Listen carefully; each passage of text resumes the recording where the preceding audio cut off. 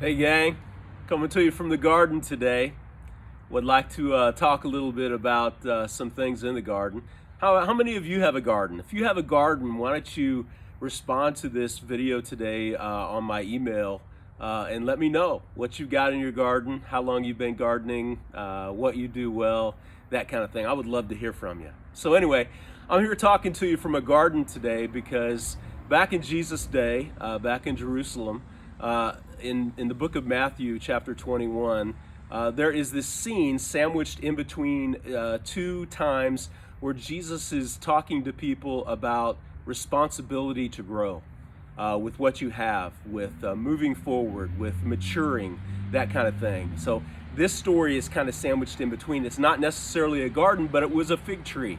Okay, so Jesus walks by the fig tree and he's with his disciples, and he notices that the fig tree, which should have been in season, ready to bear fruit, was not. And he cursed the fig tree in front of all of them, saying, "You'll never bear fruit again."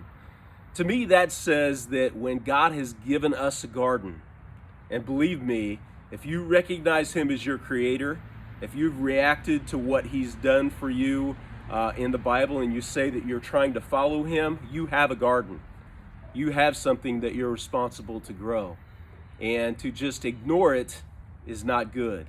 It's not good because of the way that his disciples saw how he reacted when he saw the tree that was supposed to be growing and bearing fruit, instead was not. So when you have a garden, that you can't just plant the seeds and that's it. I mean, there's a lot of structure around these tomato plants to make sure that they grow the right way. There is special fertilizer that's been put in. You got to make sure that there aren't any critters that get into them, like rabbits and little chipmunks and all those other things that just love what we grow in our gardens.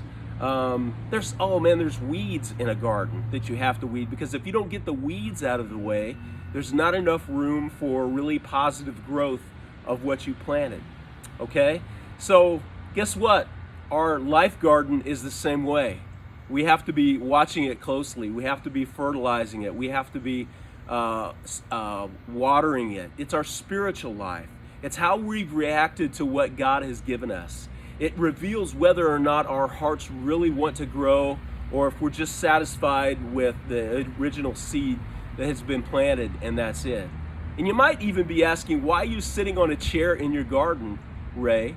It's because I spend a great deal of time looking at the detail in the garden to make sure I don't just walk by it and take a glance.